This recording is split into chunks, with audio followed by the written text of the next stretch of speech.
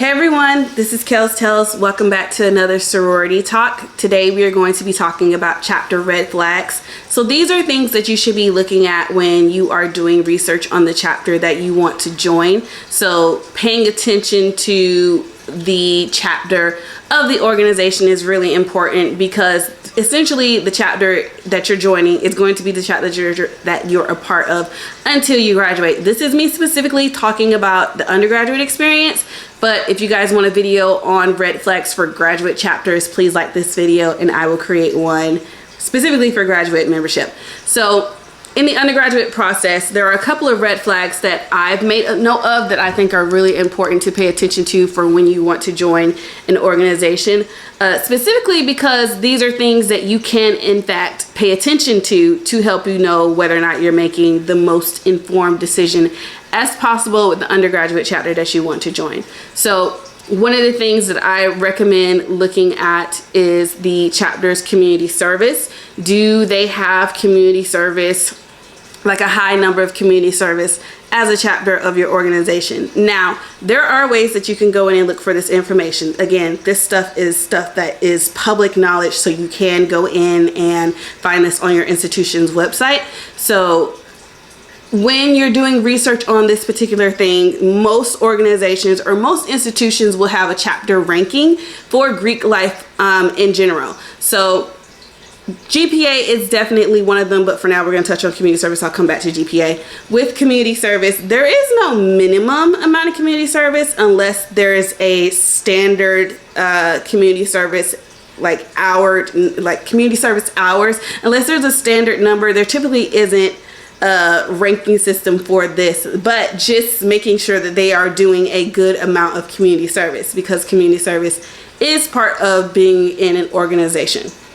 So if you are doing research on an organization and you're looking at their last quarter or their last year's community service and it's not ranking very high, like for example, if the chapter has over 50 members and they only have 20 hours of community service as a chapter, that's a problem, because that means that either the individuals aren't doing a lot of community service in the chapter, they're fooling around, or the chapter in general doesn't have really high standards in regards to community service. If you are a person that really enjoys doing community service and that's part of what you want to do, if the organization's chapter that you want to join doesn't have a lot of community service, one of two things.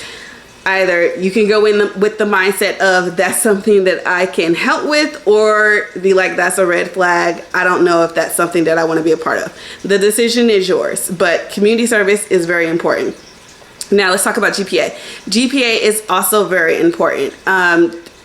Scholarship is one of the standards of joining an organization. So if they're not meeting that minimum or exceeding that minimum requirement for scholarship, I wouldn't even say meeting it is the jam. Meeting it is not going to cut it.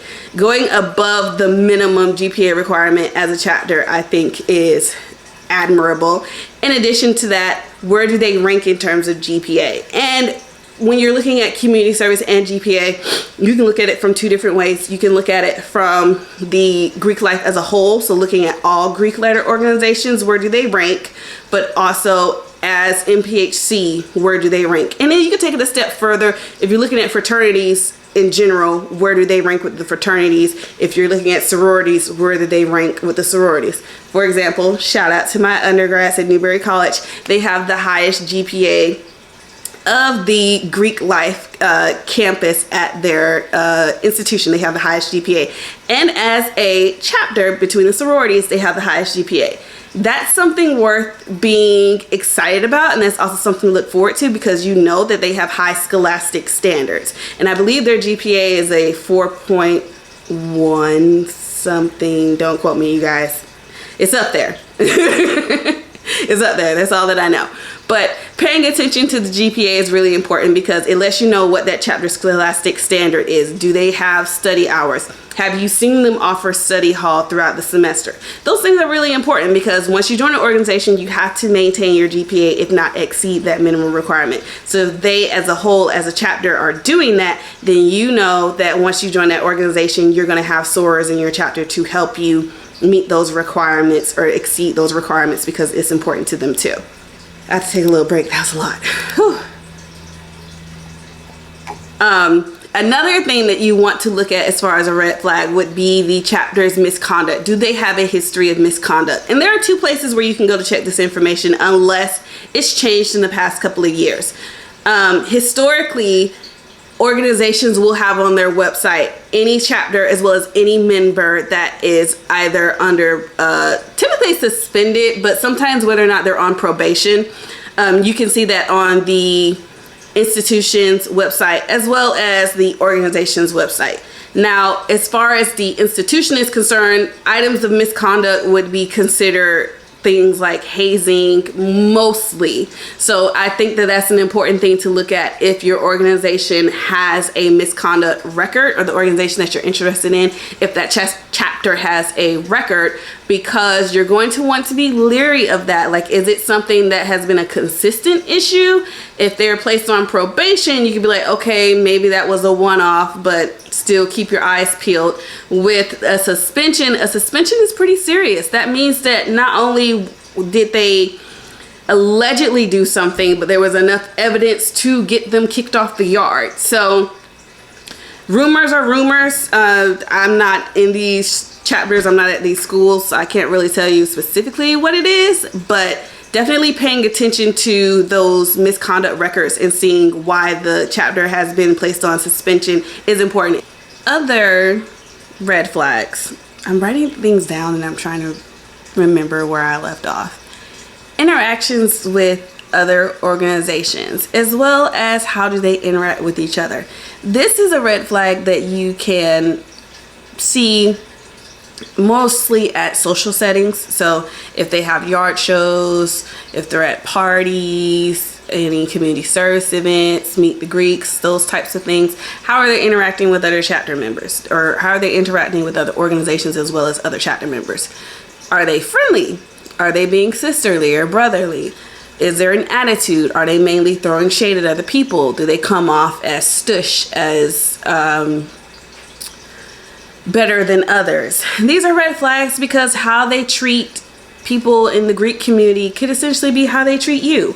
And you don't want to be in an organization where you felt like there was no connection in the beginning and where they felt like they were just above you and kind of put on a pedestal. You want to experience that kind of down-to-earth experience where how you guys usually talk to me. Not saying everybody's going to be like me, but how do they interact? Are they polite? Are they courteous? Or are they just being kind of condescending and a little bit rude? So that's a red flag, because like I said, these organizations that you join at the undergraduate level are essentially the organization that you're going to be a part of, or the chapter at least, until you graduate. So do you want to consistently be in that environment where you feel uncomfortable your entire Greek life in undergrad?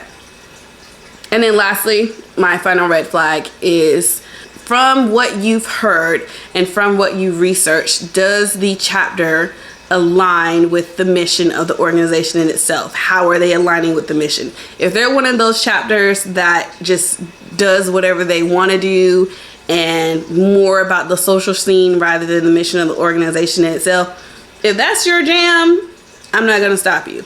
But if you can see that it doesn't align with what your interests are and what the organization put forth as their mission, do you necessarily want to be a part of that? So those are the red flags that I highly recommend, and I'll go through them again for you guys so that you can have your list. Any misconduct history, community service hours, if any, GPA, where do they rank, if they rank low or severely low, their interaction with other organizations as well as other chapter members, and do they align with the mission of the organization in itself? If these are flags that you're seeing, then maybe you need to reconsider whether or not that chapter is for you. And like I tell people, sometimes the undergraduate experience isn't all that. If your ultimate goal is to join the organization, then it doesn't really make a difference whether you join an undergrad versus grad chapter if your ultimate goal is to be a part of the organization. So just bear that in mind when you're thinking about, you know, the process of joining an organization and doing your research on the chapter. As always, if you guys have questions, you can always book a clarity call with me. But if you like this video, subscribe. If you want a separate video on red flags for joining at the graduate level, give me a thumbs up and I will do my best to provide that for you guys. Thank you so much, and I'll see you next time.